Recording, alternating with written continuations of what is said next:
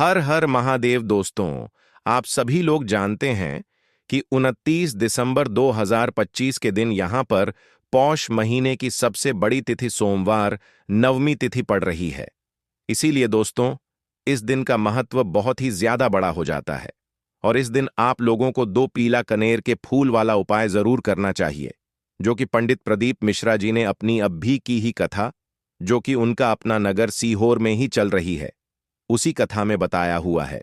तो दोस्तों, इस उपाय को आपको कैसे करना है, कब करना है, कहां पर करना है और उपाय को करते समय आपको किन किन बातों का ध्यान रखना है, यह सारी जानकारी हम आपको इस वीडियो में देंगे। तो चलिए दोस्तों, उपाय को शुरू करते हैं। देखिए, यह दिन इतना खास होता है, इतना महत्वपूर्ण होता है। देखा गया है, कभी कभी बड़े बड़े पूजा पाठ अनुष्ठान से जो मनोकामना पूर्ण नहीं होती है, वह इस पौष महीने की सोमवार नवमी तिथि के दिन एक छोटे से उपाय करने से ही आपकी मनोकामना पूर्ण हो जाती है। और बहुत सारे लोगों ने इस उपाय को किया भी है और उनको इस उपाय को करने का फल भी जरूर मिला है। अगर आप लोग भी इस उपाय को 29 दिसंबर 2025 पौष महीने का सोमवार नवमी तिथि के दिन करना चाहते हैं, तो आप इस उपाय को 29 दिसंबर 2025 पौष महीने का सोमवार नवमी तिथि के दिन करना चाहते हैं, तो आप इस उपाय को पहले अच्छे से समझ लेना, सुन लेना, उसके बाद करना। आपको इस उपाय का फल जरूर मिलेगा और इस उपाय को करने से आपके घर में चाहे किसी भी प्रकार की दुख और समस्या क्यों ना चल रही हो, आपको उसका कारण भी नहीं पता है कि भाई यह समस्या किस कारण से चल रही है। उसका कुछ भी कारण हो सकता है, जैसे पितृदोष हो सकता है या किसी भी तरह का मंगल दोष भी हो सकता है, और भी बहुत तरह के दोष होते हैं, कुछ भी हो सकता है। पर आपको इस उपाय को करने के लिए अपने दोष को भी पता लगाने की भी जरूरत नहीं है। बस 29 दिसंबर 2025 पौष महीने का सोमवार नवमी तिथि के दिन इस 2 पीले कनेर के फूल वाला उपाय को जरूर कर लेना है। तो दोस्तों, अब हम समझते हैं इस वाले उपाय को हमें करना किस समय है। तो सबसे पहली बात दोस्तों, हम समझते हैं कि यह 2 पीले कनेर के फूल वाला उपाय करना किसको है। तो देखिए, यहां पर सीधी सी बात है कि यह 2 कनेर के फूल वाला जो उपाय है, यह किस लिए किया जा रहा है। यह मनोकामना को पूर्ण करने के लिए किया जा रहा है, या आपके जीवन में जो दुख और परेशानियां सालों से चली आ रही हैं, उनको दूर करने के लिए किया जा रहा है, या आपका कोई बड़ा काम है जो कि लाख कोशिश के बाद भी नहीं हो पा रहा है, आप उसके लिए इस उपाय को कर सकते हैं। तो सीधी सी बात यह है कि आप अपनी किसी प्रकार की मनोकामना के लिए इस वाले उपाय को कर सकते हैं।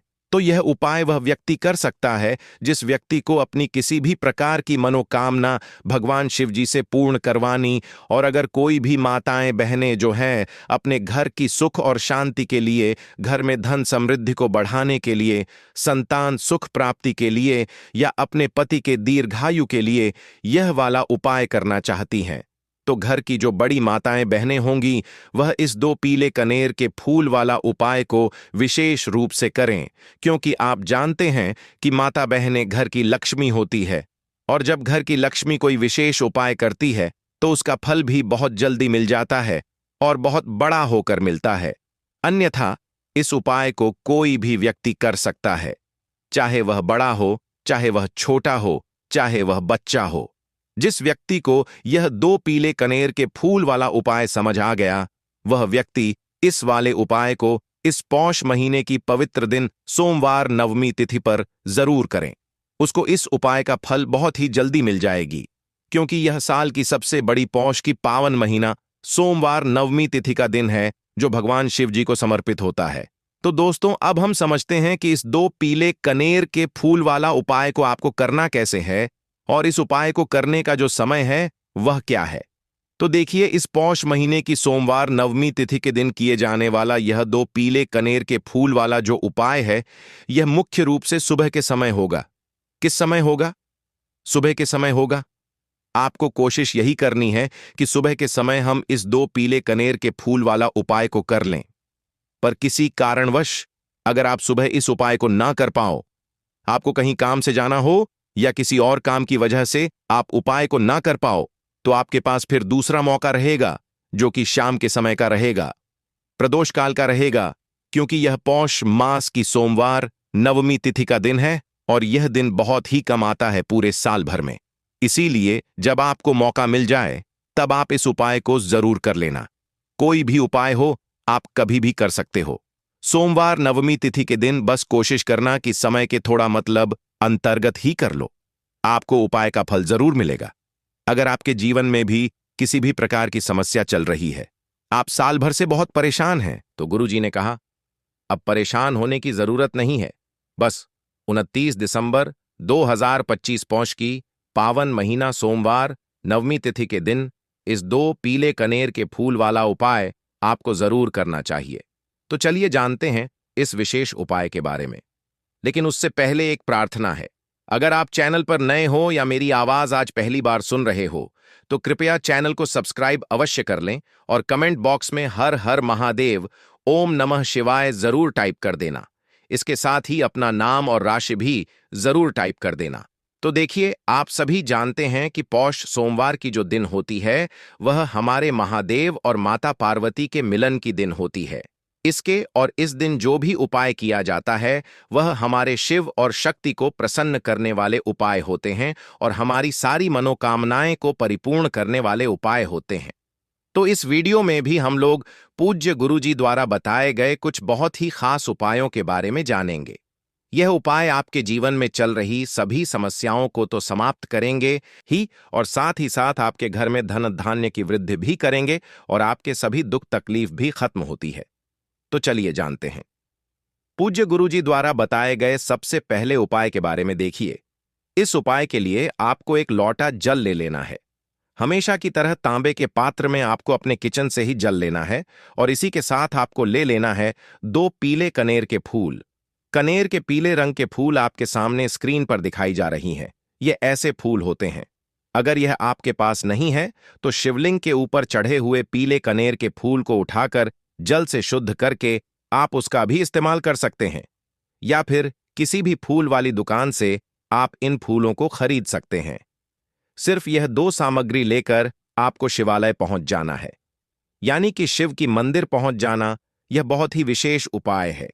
जिन लोगों की कोई विशेष मनोकामना है जो परिपूर्ण अभी तक नहीं हो पा रही है, तो उस मनोकामना को परिपूर्ण करने के लिए इससे अच्छा उपाय पौष सोमवार नवमी तिथि दिन के लिए कोई भी नहीं हो सकता है।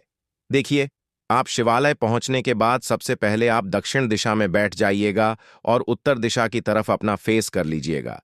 लेकिन अगर शिवालय में भीड़-भाड़ बहुत है, तो फिर ऐसी स्थिति में आप किसी भी दिशा में बैठकर शिवलिंग की पूजा प्रार्थना कर सकते हैं। देखिए, पूज्य गुरुजी ने कहा कि इस उपाय को अगर आप शाम को प्रदोष काल के समय में करेंगे, तो आपके लिए सबसे उत्तम होगा, क्योंकि यह पौष मास की सोमवार नवमी तिथि का दिन है और इस दिन प्रदोष काल के समय साक्षात माता पार्वती और हमारे देवों के देव महादेव सभी परिवार के साथ शिवलिंग में वास करते हैं। इसलिए अगर आप प्रदोष काल में करेंगे तो आपको विशेष लाभ मिलेगा, विशेष फल की प्राप्ति होगी। लेकिन बहुत से ऐसे शिवालय हैं जिनमें शाम के समय जल समर्पित करने नहीं दिया जाता है, तो फिर ऐसे में आप लोग पूरे दिन में किसी भी समय इस उपाय को कर सकते हैं। देखिए, अब सबसे पहले आप जो 2 पीले कनेर के फूल लेकर आए हैं, उनमें से पहले कनेर के फूल को आप श्री गणेश जी वाले स्थान में समर्पित कर देंगे और श्री शिवाय नमस्तुभ्य मंत्र का स्मरण कर लेंगे।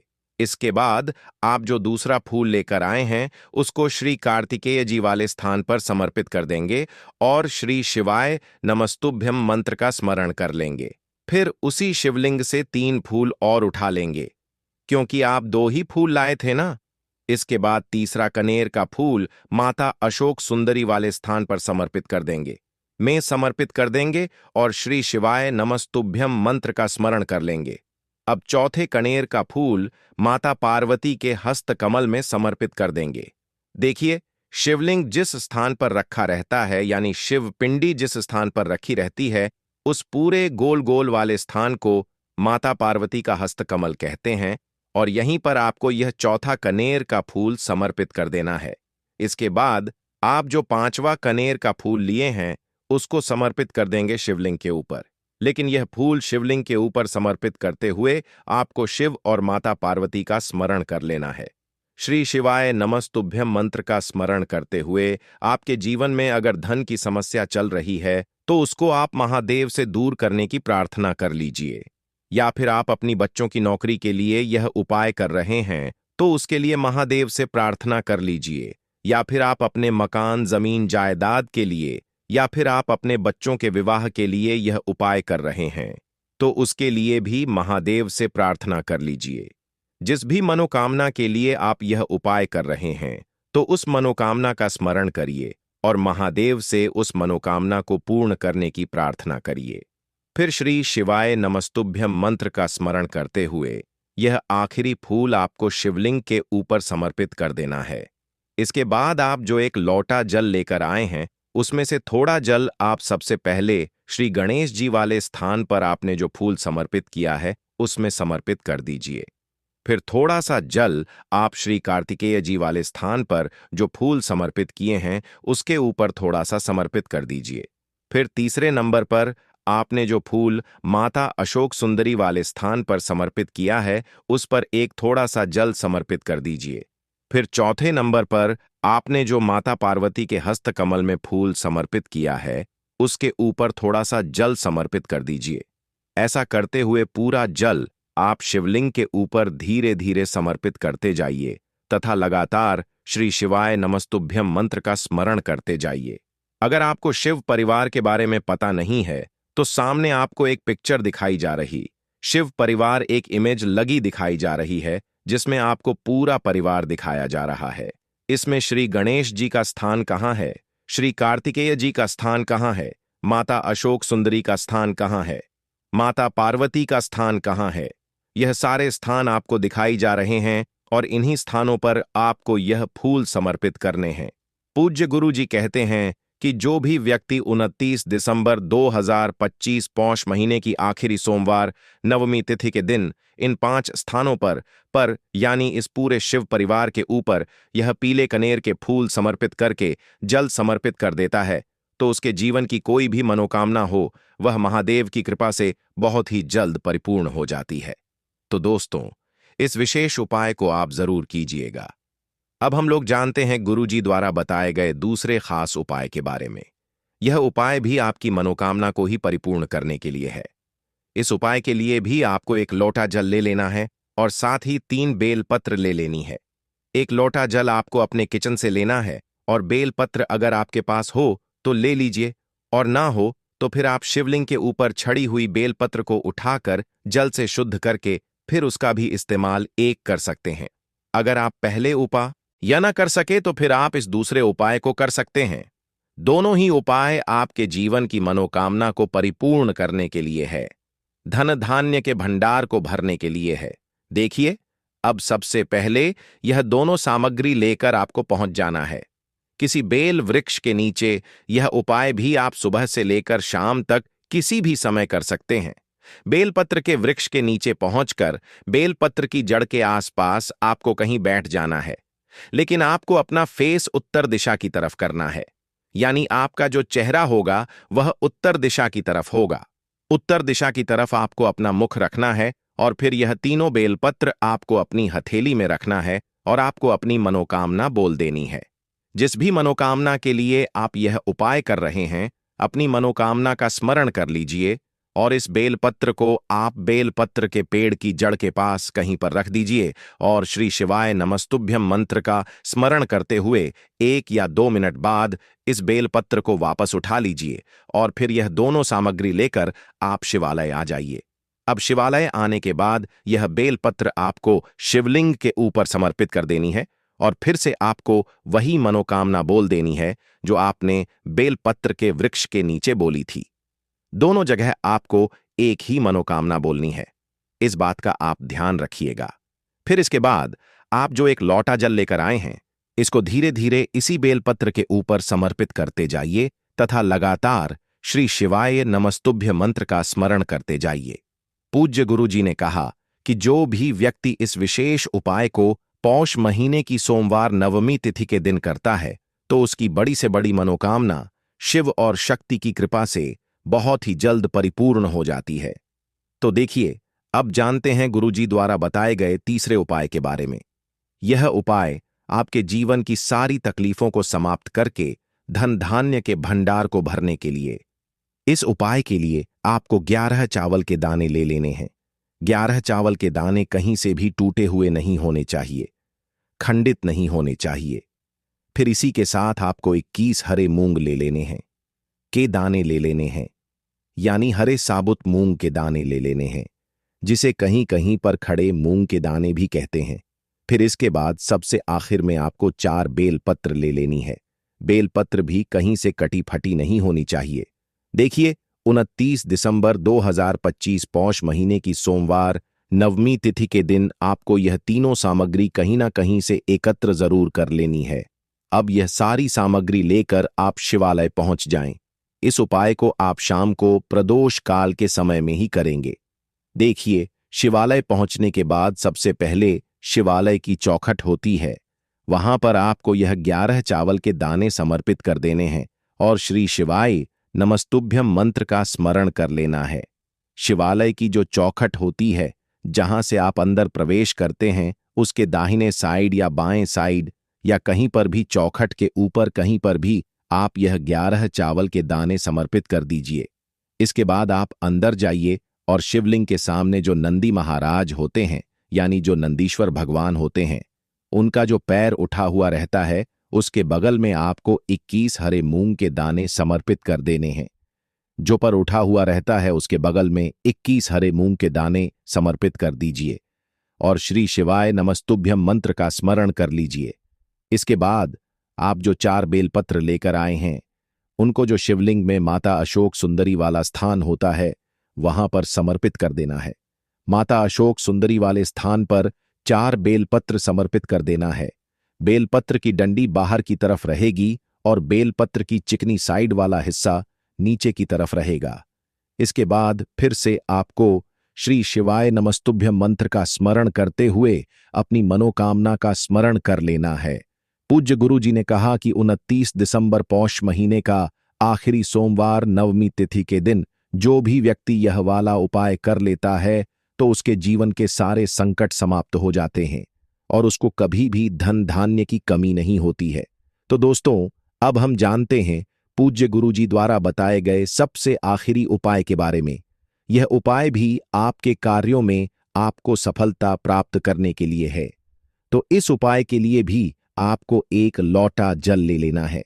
तांबे के पत्र में आपको अपने किचन से जल ले लेना है और साथ ही साथ आपको ले लेने हैं 9 शमी के पत्ते। शमी के पत्ते भगवान गणेश को भी अत्यधिक प्रिय होते हैं और महादेव को भी अत्यधिक प्रिय होते हैं।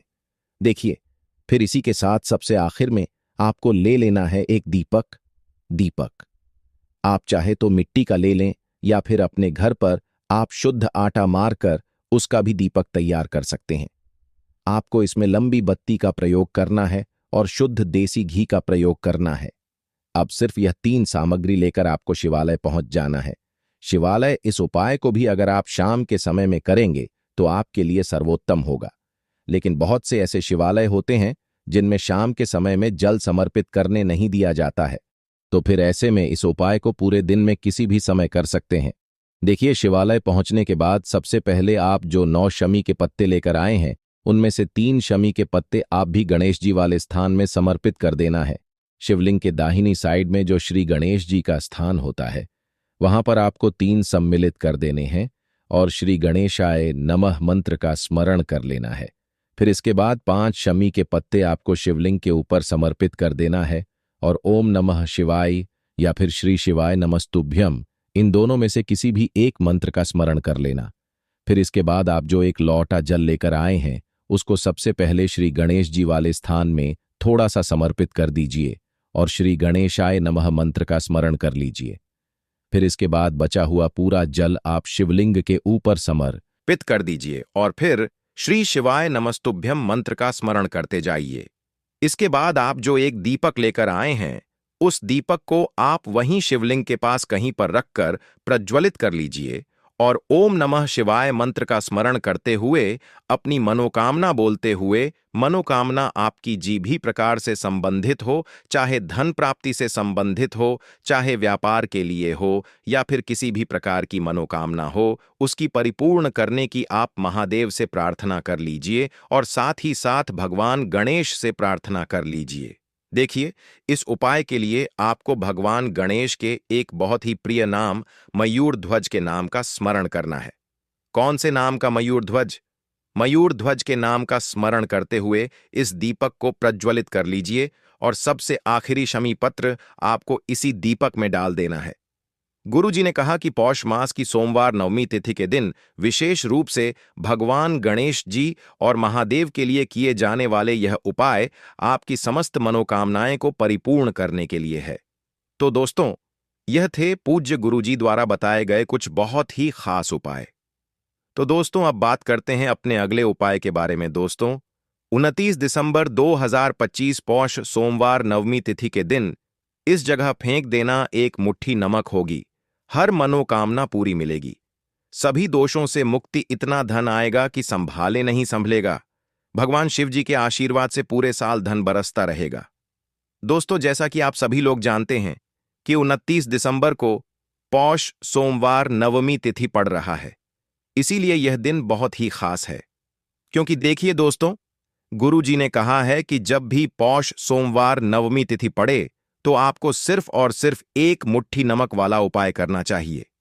यह उपाय इतना खास है कि अगर आपने सही मुहूर्त पर सही क्रिया अनुसार एक मुट्ठी नमक वाला उपाय कर लिया, जो प्राचीन काल के समय का महा उपाय है, तो मान के चलिए दोस्तों, भगवान शिव जी के आशीर्वाद से आपके जीवन का कितना ही बड़ा दुख हो, उससे आपको मुक्ति मिल जाएगी। आपकी कोई भी मनोकामना हो, मान लीजिए आप नौकरी की तैयारी कर रहे थे, आपकी नौकरी लग जाएगी। आपका बंद पड़ा व्यापार चल पड़ेगा। जिस बीमारी से आप बहुत दिनों से परेशान थे, उस बीमारी से आपको मुक्ति मिल जाएगी। आपके जीवन में धन आना शुरू हो जाएगा। आपके जीवन में धन आने के सारे रास्ते खुल जाएंगे और मान के चलिए दोस्तों, फिर आपको किसी भी प्रकार की परेशानी का सामना नहीं करना पड़ेगा। इसीलिए दोस्तों, इस दिन आप लोगों को इस वाले उपाय को जरूर कर लेना है। भले ही आपने पूरे साल भर इस उपाय को ना किया हो, पर अगर आपने इस पौष सोमवार नवमी तिथि के दिन अगर इस वाले उपाय को कर लिया, तो आपको इस उपाय को करने का वह फल मिलेगा जिसकी आपने कभी कल्पना भी नहीं करी होगी। इसीलिए आप लोग इस एक मुट्ठी नमक वाले उपाय को एक बार जरूर कर लेना, ताकि आप लोगों के हाथ से यह मौका ना जा सके और आपको इस उपाय को करने का फल मिल सके। दोस्तों, यह उपाय पंडित जी ने अपनी अभी की ही शिव महापुराण की कथा में बताया है, जो इस उपाय को आज हम आपको बहुत अच्छे से समझाने वाले हैं। इस वीडियो को देखने के बाद इस उपाय को समझने के लिए आपको कोई और वीडियो को देखने की जरूरत नहीं पड़ेगी। तो चलिए दोस्तों, उपाय को शुरू करते हैं। उससे पहले हे भगवान शिव, आपके इस वीडियो को जो भी लाइक और चैनल को सब्सक्राइब करें, उसके जीवन में कभी दुख दर्द मत आने देना। साथ ही साथ कमेंट बॉक्स में 5 बार जय शिव जरूर लिखें, ताकि भगवान शिव जी की कृपा आप सभी को प्राप्त हो सके। इसी के साथ में आप सभी को बता दूं कि आप लोग वीडियो को पूरा नहीं देखते हो, काट काट कर देखते हो और गलत गलत उपाय को कर लेते हो, तो आपसे निवेदन है कि वीडियो को पूरा जरूर देखें। देखिए दोस्तों, यह पौष सोमवार नवमी तिथि का दिन यह इतना खास होता है, इतना महत्वपूर्ण होता है।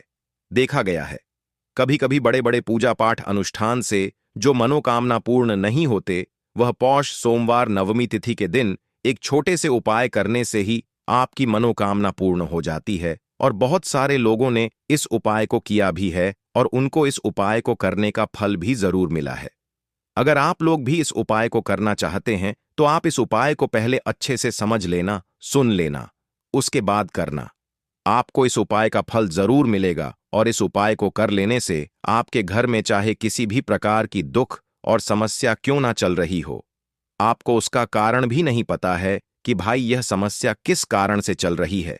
उसका कुछ भी कारण हो सकता है, जैसे पितृदोष हो सकता है या किसी भी तरह का मंगल दोष भी हो सकता है।